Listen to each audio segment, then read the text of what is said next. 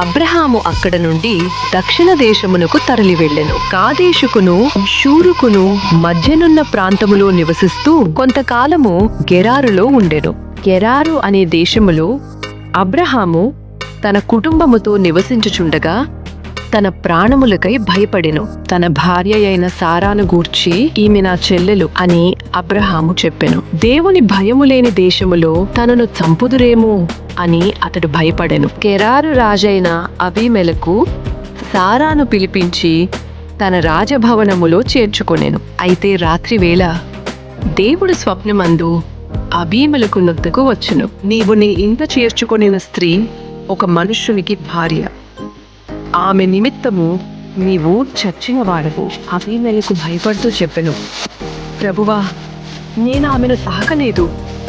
యథార్థ హృదయముతోనే ఈ పని చేసి తిని. అందుకు దేవుడు చెప్పెను, నీ హృదయ యథార్థతను నేనెరుగుదును. నీవు పాపము చేయకుండా నేను నిన్ను అడ్డగించు తిని. ఆ మనుష్యుని భార్యను తిరిగి అతనికి అప్పగించము. అతడు ప్రవక్త, నీ కొరకు ప్రార్థన చేయను, నీవు బ్రతుకుదువు. తెల్లవారినప్పుడు అబీమెలెకు తన సేవకులందరికీ ఈ సంగతులన్నీ తెలిపెను. వారు ఎంతో భయపడిరి. అబీమెలెకు అబ్రహామును పిలిపించి, నీవు మాకు చేసిన పని ఏమిటి?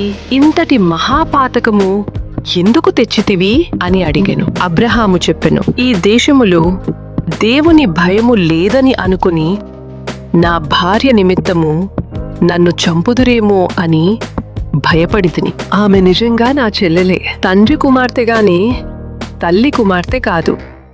తరువాత ఆమె నా భార్య అయినది.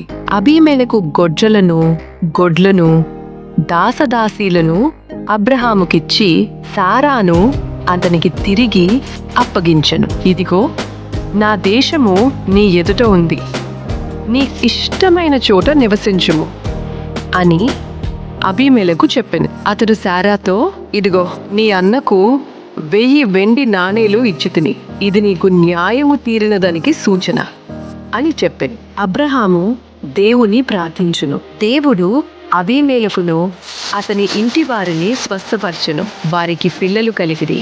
దేవుడు తన ప్రజలను కాపాడే నమ్మకమైన దేవుడు. మనము తప్పులు చేసిన దేవుడు తన కృపతో రక్షించువాడు. ఆయనకు భయపడుటే నిజమైన జ్ఞానం.